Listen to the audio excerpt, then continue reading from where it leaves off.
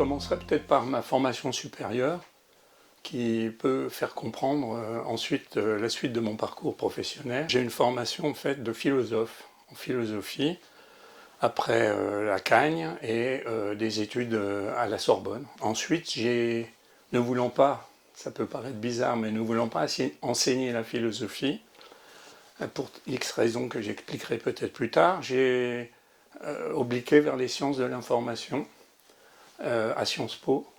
Et c'est ce qui m'a permis ensuite de trouver en fait plusieurs jobs dans ce domaine. Alors j'ai commencé tout d'abord à l'Institut national, enfin tout d'abord en fait presque 2 ans au centre de documentation de Sciences Po. Donc vraiment un travail de documentaliste de base. Et ensuite j'ai été recruté par Jean Hassenforder à l'Institut national de recherche pédagogique, dans un premier temps pour faire une étude sur la possibilité d'informatiser son centre de documentation, qui s'appelait le Centre de documentation recherche.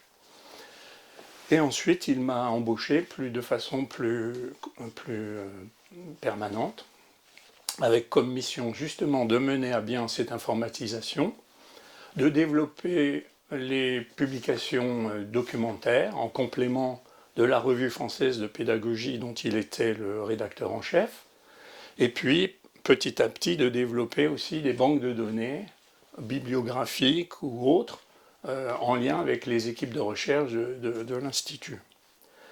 C'est dans ce cadre, en fait, mais en toute autonomie, que à partir du début des années 90, donc après plus de 10 ans à l'INRP, avec une collègue, Christiane Eteve, nous avons co-dirigé le dictionnaire encyclopédique de l'éducation et de la formation. Ça nous a pris à peu près 3 à 4 ans de travail, 200 auteurs, tous des chercheurs, des universitaires et des hauts fonctionnaires, 500 articles. Donc un gros travail qui est paru donc, dans la foulée en fait, de la création des IUFM en 1994, les IUFM datant du début des années 90. Donc ce dictionnaire en fait, a connu une nouvelle édition en 1998, toujours aux éditions Nathan, et ensuite je l'ai repris aux éditions Retz en 2005, c'est la 3e et dernière édition de ce dictionnaire. Puisque, effectivement, en 1995, après une quinzaine d'années donc à l'INRP, j'ai migré vers l'édition privée, scolaire privée, et pendant 21 ans, j'ai dirigé, co-dirigé au début, puis dirigé les éditions Retz, qui était une maison en fait créée en 1975, donc assez récente, avec un positionnement plutôt tourné vers l'innovation pédagogique et qui avait été racheté par les éditions Nathan et ensuite, mais qui, tout en gardant une forte autonomie par rapport à cette maison et qui ensuite a été intégré aux différents groupes d'édition dans lesquels Nathan et d'autres éditeurs scolaires ont été intégrés. Donc j'ai connu toute la vague du groupe Vivendi, puis Editis, etc. Donc toute cette évolution jusqu'à mon départ à la retraite, donc en 2016. Donc je suis passé en fait d'une formation de philosophe à une formation très professionnelle dans le domaine de la documentation, des sciences de l'information. Je m'intéressais par exemple beaucoup à l'informatique documentaire, mais aussi à la scientométrie ou à la bibliométrie, ce genre de discipline.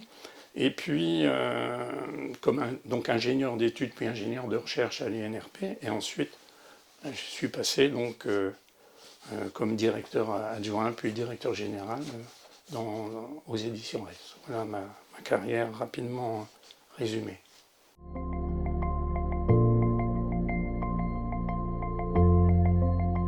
Mon métier d'éditeur, mais avant déjà, mon métier à l'INRP, à l'Institut national de la recherche pédagogique, m'avait mis au contact de nombreux chercheurs universitaires qui travaillaient dans des domaines très variés.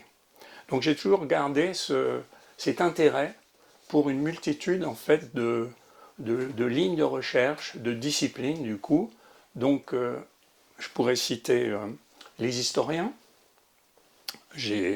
avec lesquels j'ai pu soit avoir des contacts directs, et soit par les lectures que j'ai réalisées, notamment Antoine Pro par exemple, Claude Lelièvre, je peux citer Anne-Marie Chartier, évidemment Chervel, que j'ai bien connu et que j'ai publié, mais aussi Jacques Francillon, etc. Il y a aussi les sociologues. Alors évidemment, je peux parler de François Dubay et tous ceux qui travaillent dans cette ligne, mais aussi Lahire, évidemment, Van Zanten, et puis j'ai beaucoup connu et fait travailler aussi Forquin, et puis également André Robert, qui ont d'ailleurs co-dirigé la 3e édition du fameux dictionnaire dont j'ai parlé tout à l'heure. Mais j'ai lu aussi beaucoup de recherches critiques, Laval, tout ce courant critique. Il y a aussi les psychologues. Alors les psychologues, à mon grand étonnement, j'ai toujours considéré qu'ils étaient assez peu mis en avant dans cet univers, en fait. Et là, c'est plutôt des psychologues états-uniens ou canadiens ou anglo-saxons de façon générale que j'ai essayé de mettre en avant en les faisant traduire. Alors évidemment, et en les faisant aussi venir faire des conférences à Paris. Alors il y a le premier sur lequel j'ai travaillé en arrivant chez Red, c'est Garner, les intelligences multiples. Mon premier travail d'ailleurs, c'était de revoir la traduction d'un de ses livres. Ensuite, je l'ai fait venir, je l'ai bien connu. Évidemment, Brunner, dont j'ai publié, je crois, 5 livres à peu près. Olson, qui est moins connu, qui est un auteur, à mon avis, majeur canadien, David Olson. Tomasello, Michael Tomasello, anthropologue,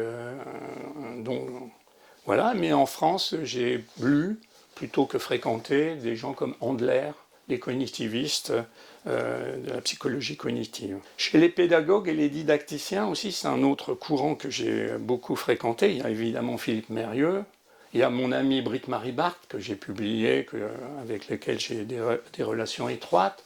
J'ai publié Astolfi, par exemple, aussi. Et puis, évidemment, mes 2 grands auteurs avec lesquels j'ai travaillé très, très, très longtemps pour faire des manuels scolaires, mais aussi des ouvrages de réflexion, à savoir Briciot, Rémi Briciot, et également Ouzoulias, André Ouzoulias.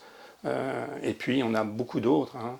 Il faut bien penser que, comme éditeur, j'ai publié et eu des contacts avec des dizaines, voire des centaines d'auteurs. Chez les politistes aussi, un autre domaine relativement peu fréquemment cité en fait dans notre domaine des sciences de l'éducation, Rouban à Sciences Po, Rosan-Vallon, Spitz, qui est un spécialiste de la République et du républicanisme, mais peut-être Pons, Xavier Pons aussi, tous ces... Alors, ils n'ont pas toujours l'étiquette politiste, mais ils réfléchissent sur l'organisation et les politiques au sens général. Si je compare par rapport à ma formation de philosophe, je vois que finalement, les philosophes n'ont pas une grande part. Ça peut paraître bizarre. Évidemment, j'ai pas mal regardé et lu Michel Fabre, mais également Pierre Kahn, ce genre d'auteur. Et finalement, donc, on peut se dire que j'ai eu une forme d'éclectisme, mais avec qui est liée peut-être à une sorte de penchant autodidactique que j'ai dans tous les domaines. Et cet éclectisme, il s'explique en fait par ma recherche d'une forme de synthèse, d'essayer de comprendre en fait les grandes évolutions en essayant de synthétiser de nombreux points de vue ou recherches éparses et souvent peu reliées entre elles.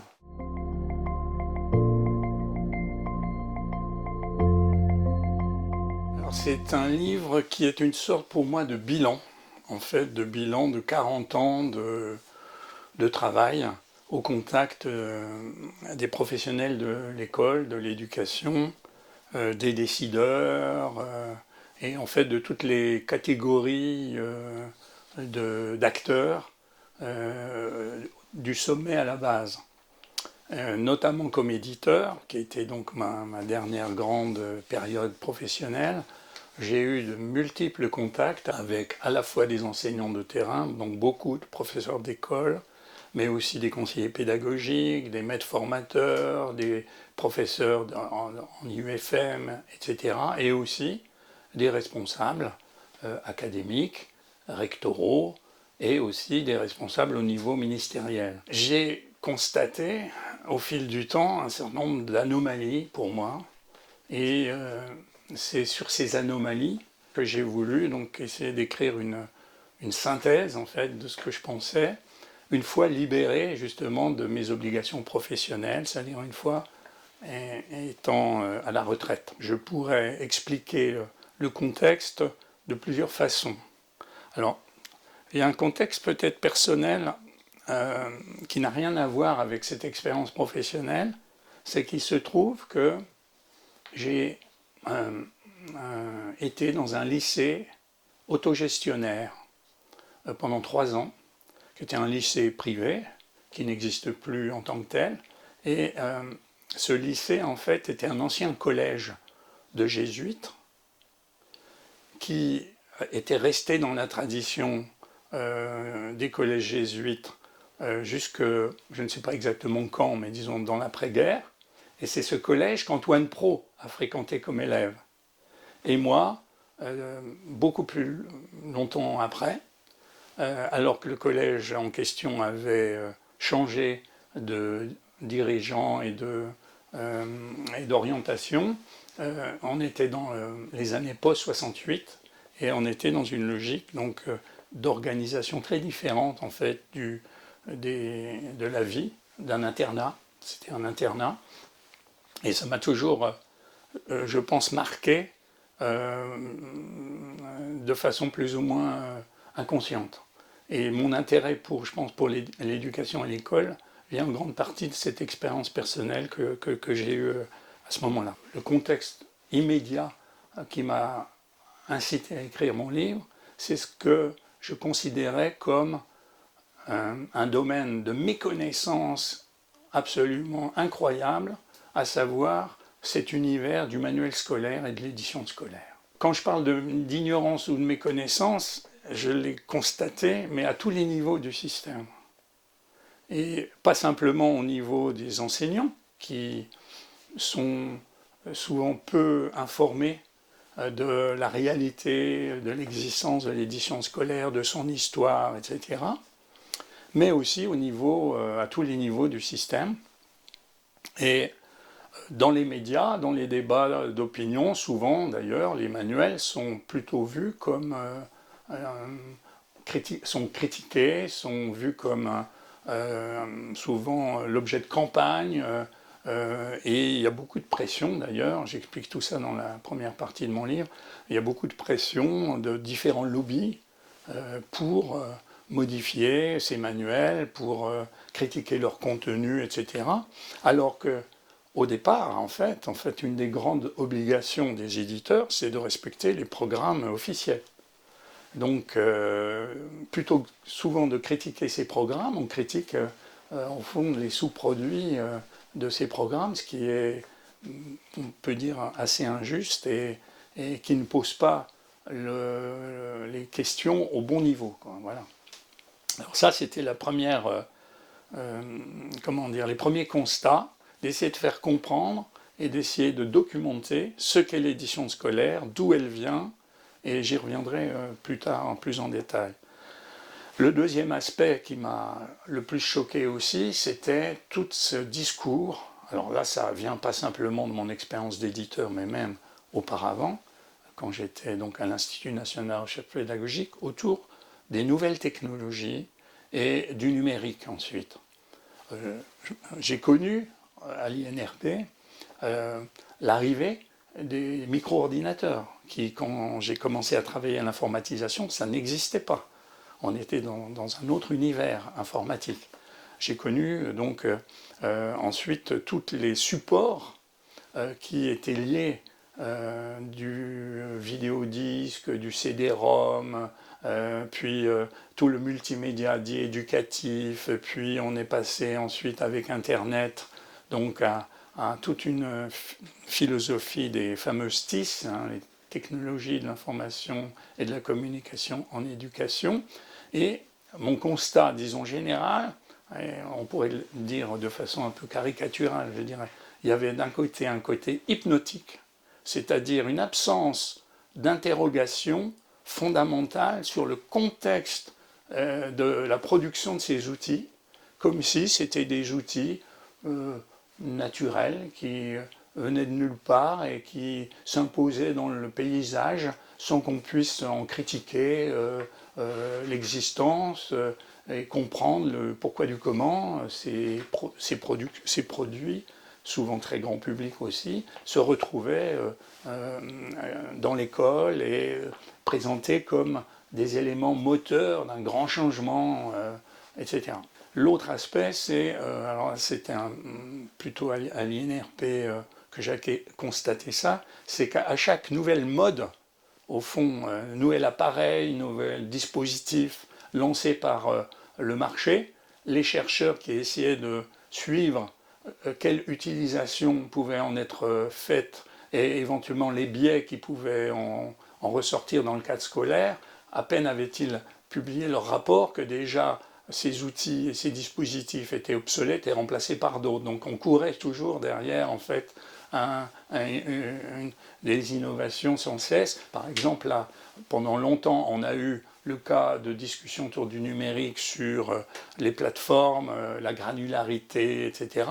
Avec l'intelligence artificielle, on voit que tout un tas de débats qui ont occupé les esprits peut-être pendant quelques années deviennent obsolètes très rapidement. Et on a toujours ces espèces de flots incessants qui, de mon point de vue, ne reposent pas sur une réflexion vraiment profonde.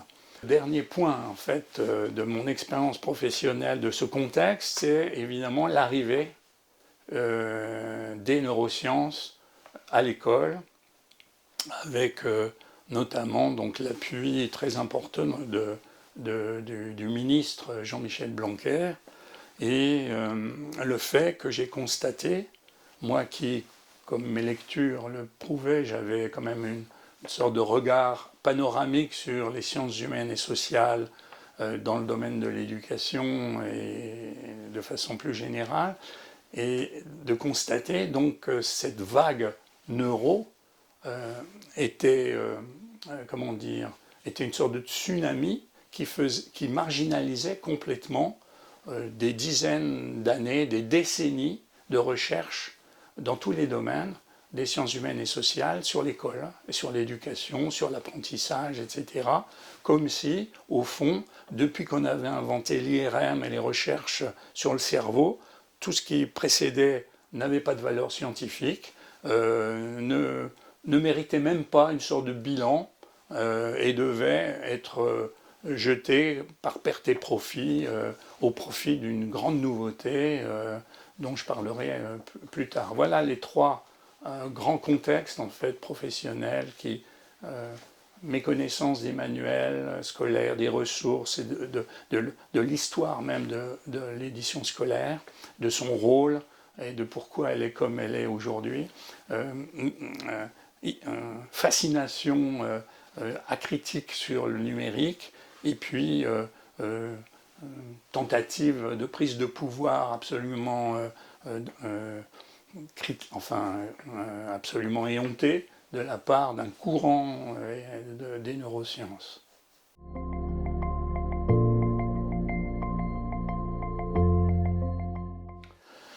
Alors je dirais à peu près 4 grandes idées. La première, c'est d'essayer de donner des éléments de compréhension des luttes de pouvoir au sein du système éducatif. J'ai constaté dans ma vie professionnelle que souvent, tous les acteurs vivent un petit peu sur le mythe que l'école, c'est un lieu consensuel d'apprentissage du vivre ensemble, et que tout le monde, du sommet à la base et de la base au sommet, et coopère gentiment, avec des intérêts au bien commun éducatif. Alors je veux bien que cette mentalité positive permette de mieux vivre, mais hélas, ce que j'ai constaté plus d'une fois, c'est que la réalité du partage de pouvoir dans le système n'est pas celle-là. Et notamment, depuis, en gros, le début de ce siècle, je pense qu'il y a une grande évolution qui est liée, alors, au sein de l'éducation nationale, mais qui est liée à une évolution plus large qui est celle de l'État, en fait, et qui est liée donc à la modification profonde, notamment des sphères dirigeantes dans cet État et du profil des responsables ou des décideurs. Ça, c'est la première idée. La deuxième idée, c'est justement de faire comprendre qu'il y a une idée essentielle, souvent mal connue et mal interprétée, qui est celle de la liberté pédagogique. Là, on revient un petit peu à mon domaine de prédilection, à savoir les ressources pédagogiques, les manuels scolaires, l'édition, l'outillage pour les enseignants, la grande tradition républicaine de la liberté pédagogique est, à mon sens, trop méconnue ou mal interprétée.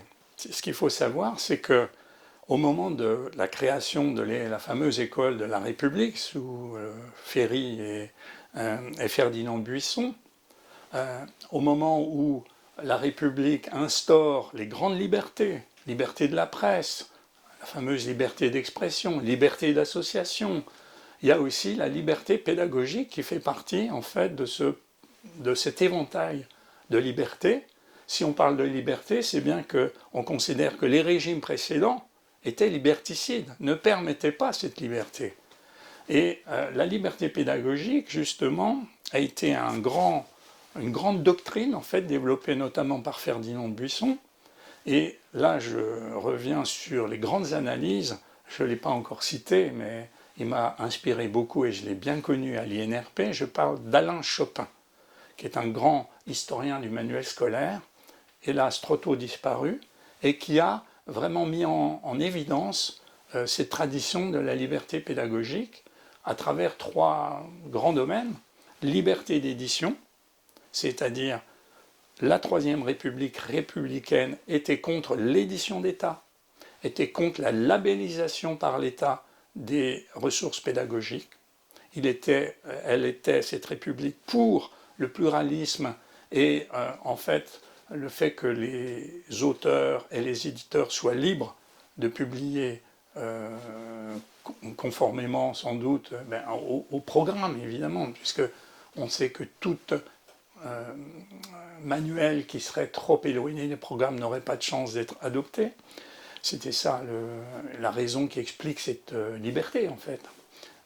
La deuxième liberté, c'est la liberté de choix, qui est clairement énoncée par Ferdinand Buisson, à condition que ce choix soit fait par les équipes enseignantes collectivement et pas un choix individuel, et que ces choix, ce choix des manuels ou des ressources à utiliser, celles qui sont en circulation, puissent être faits et ensuite on informe la hiérarchie des choix qui ont été faits, mais il n'y a pas de prescription en tant que telle.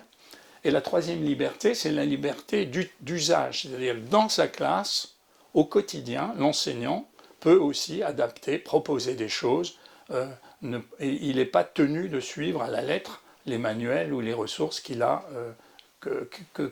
ont été collectivement choisis. Alors on voit que cette notion de liberté pédagogique, très importante, elle est vue par Ferdinand Buisson d'ailleurs comme un levier de réforme et d'amélioration.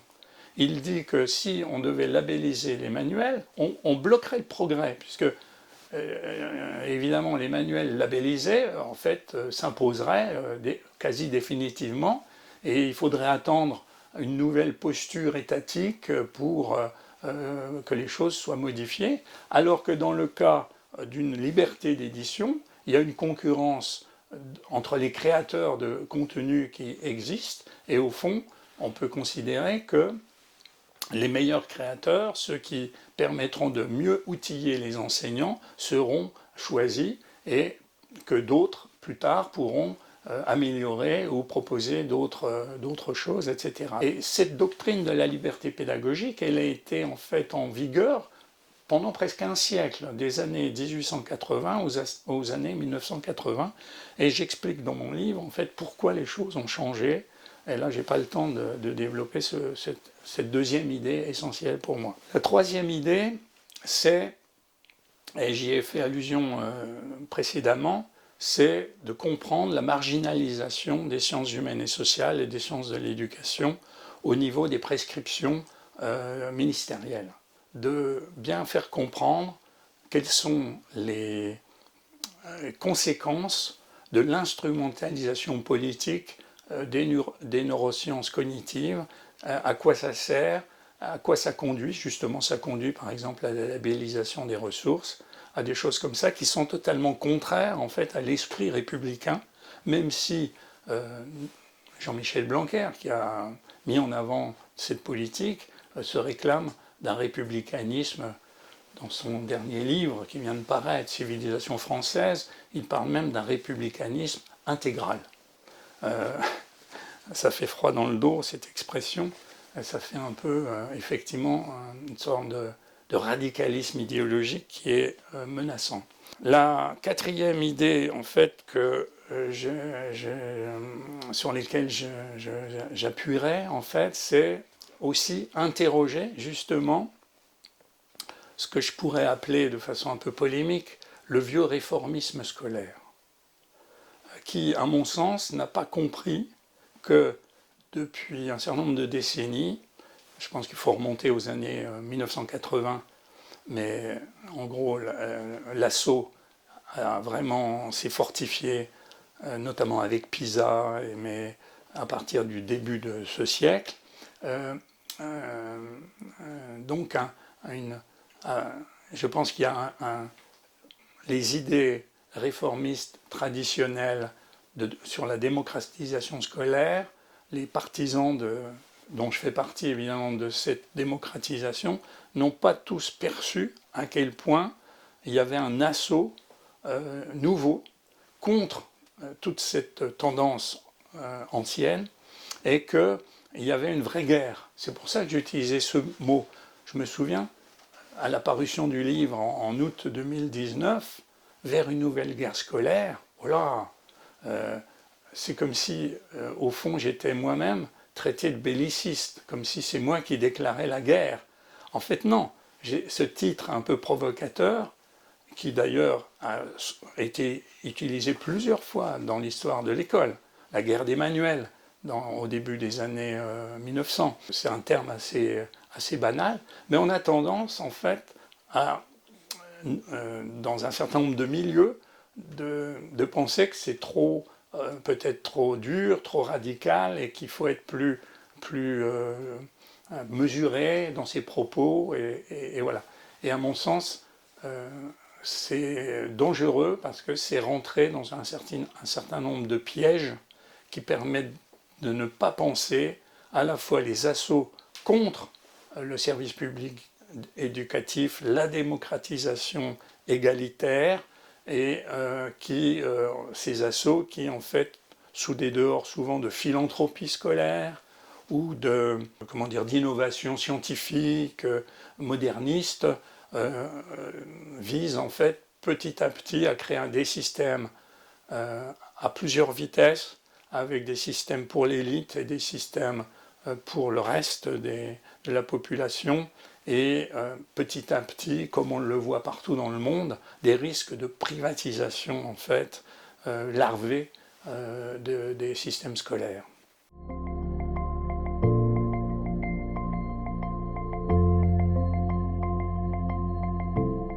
La première chose, à mon sens, à faire, et c'est pas la plus simple, c'est de s'appliquer à nous-mêmes, comme anciens élèves, comme parents d'élèves, comme professionnels évidemment de l'éducation, l'esprit critique que tout partisan de l'émancipation, en fait, devrait chérir. Et c'est pas le plus simple d'avoir cette approche autocritique sur, au fond, les héritages inconscients, les conceptions installées, les visions qu'on peut avoir sur l'éducation, l'école, sur ce qui est légitime ou pas, ce qui est bien ou pas, et qu'on n'a pas interrogé réellement, qui sont des points de blocage au fond.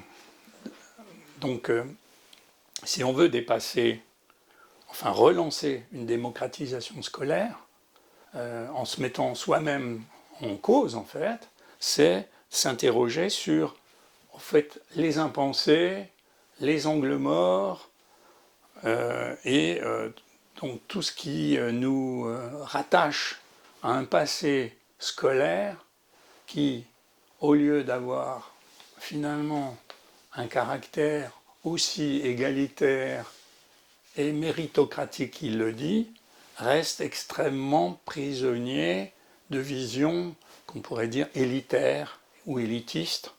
Alors, je ne suis pas contre l'élite ou les élites. Tout pays, toute société a besoin de dirigeants, de personnes qui prennent des responsabilités, qui les assument, etc. Donc cette question n'est pas la question de savoir s'il faut éliminer toute responsabilité de haut niveau, évidemment non, mais c'est comment ces responsables sont formés, triés, et quels sont les idéaux en fait, qu'ils poursuivent. C'est ça la grande question. Et le système éducatif, l'école de façon générale, sous toutes ses formes, est quand même le lieu majeur de formation des esprits, au fond. Et c'est peut-être un point clé qui est beaucoup trop sous-estimé ou pas abordé de façon frontale par tous les critiques de l'école. La seconde chose, c'est au fond d'essayer de repérer un certain nombre de points de blocage, qu'on pourrait appeler des verrous ou peu importe, qui, si un certain nombre d'acteurs en avaient conscience et s'engagent à faire sauter ces verrous, on puisse évoluer petit à petit, faire bouger un peu ce système qui est quand même extrêmement verrouillé. Et ce que je dis là, c'est un peu dans la ligne en fait à la suite de mon livre, donc, qui est paru en 2019, à la rentrée 2019. À la suite de ce livre, dans le cadre du comité universitaire d'information pédagogique, on a créé le collectif, avec d'autres, le collectif d'interpellation du curriculum, le SICUR, et au fond, le SICUR se charge, enfin, a pris comme objectif d'essayer de réfléchir à identifier ces fameux verrous, ces impensés, ces angles morts, mais d'essayer de concrétiser davantage les points les plus marquants qui expliquent au fond le fait qu'il soit si difficile pour les partisans de la démocratisation scolaire de trouver des angles d'attaque, au fond. Alors, par exemple, un des points importants, c'est le constat que nous faisons sur le fait que les finalités de l'école, dans une logique républicaine, démocratique, ne sont pas formulées de façon suffisamment constitutionnalisée pour s'imposer eh bien, à l'ensemble des hiérarques du gouvernement ou du ministère de l'Éducation nationale. de sorte qu'on assiste à ce qu'on voit, à savoir des ministres, d'ailleurs qui durent très peu de temps, et qui chacun développe telle ou telle finalité du moment, ça change, enfin bref, c'est cette espèce de chaos qui est organisé pour soi-disant répondre aux difficultés du moment, mais qui ne répondent à aucune difficulté et qui continue en fait cette désorganisation liée à toute cette évolution que j'ai essayé déjà d'expliquer précédemment. On pourrait imaginer que dans la Constitution soit défini le profil de citoyen que l'école serait chargée de former et quelle est la culture commune que l'école, à tous les niveaux, serait dans l'obligation de transmettre ou de faire advenir. Un autre point, par exemple, c'est tout le système d'évaluation. On sait que dans le système français, en fait, il y a des grandes aberrations. On sait que l'évaluation sert davantage à trier les élèves qu'à évaluer leurs acquis. On sait que la focalisation sur les notes, finalement, va à l'encontre d'une prise de conscience sur le sens profond des apprentissages. Pourquoi j'apprends ça et pas autre chose? À quoi ça sert? À quoi ça va me servir dans ma vie future? On a l'impression qu'on s'en fiche complètement. Le but, c'est d'avoir telle note pour pouvoir, dans un classement, continuer une carrière scolaire et éventuellement, plus tard, aller vers des filières d'élite, etc. Faire évoluer ce système d'évaluation, par exemple, un élément clé, c'est la fameuse moyenne. Imaginez, alors on est plutôt là au niveau secondaire de l'école, mais imaginez qu'on puisse pédagogiquement valider l'existence de moyennes pour évaluer un élève entre des disciplines qui n'ont absolument rien à voir entre elles, c'est un non-sens pédagogique en fait. Je pense que peu d'enseignants ont conscience de ce non-sens. Si je n'ai pas du tout acquis les bases, mettons en physique, est-ce que d'avoir une excellente note en anglais va me permettre d'avoir une moyenne et va compenser ce défaut d'acquisition? Si on considère qu'un bon citoyen doit être capable de s'y retrouver dans les statistiques, dans un certain nombre d'éléments, eh bien, on ne peut pas imaginer que la non-acquisition de ces savoirs de base puisse être compensée par une bonne note en EPS ou dans d'autres disciplines. Ça n'a pas de sens. Donc il faut que les évaluations se fassent par domaine de savoir et de compétences, et tant qu'une compétence ou un savoir n'est pas acquis, eh bien, il n'est pas acquis, donc il doit être retravaillé pour être acquis. Ce type de bon sens pédagogique, en fait, l'école française, qui est une école essentiellement élitiste, l'a perdu. Et quand on y réfléchit, c'est scandaleux. Un autre point, on pourra en prendre des dizaines, mais un autre point, par exemple, c'est le fait que les disciplines scolaires soient le fond de l'identité professionnelle d'enseignant. Comment peut-on justifier à un collégien qu'il doit avoir des acquisitions, un collégien ou un lycéen, qu'il doit avoir des acquisitions dans 7-8 matières ou disciplines différentes, alors qu'on ne va pas demander à chacun des enseignants qui enseignent ces matières d'avoir des connaissances dans ces disciplines.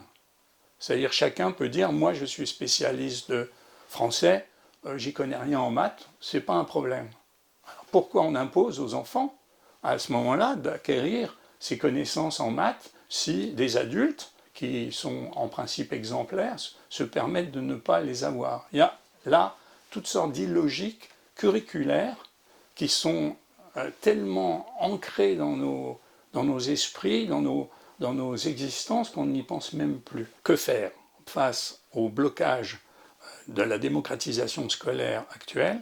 C'est en tant qu'acteur, à quelques niveaux, prendre conscience de ces problèmes, de ces verrous, contribuer à les mettre en évidence et essayer de voir comment on peut, précisément par des mesures qui pourraient faire l'objet de campagnes soutenues par eh bien, la société civile, comme on dit. Ça peut être les syndicats, les associations de spécialistes, ça peut être tout un tas de forces sociales qui pourraient être défendues pour précisément qu'on parvienne à un nouveau curriculum et que la démocratisation scolaire, qui était quand même la base de tout le développement de l'école, de la politique scolaire depuis l'après-guerre, revienne sur le devant de la scène.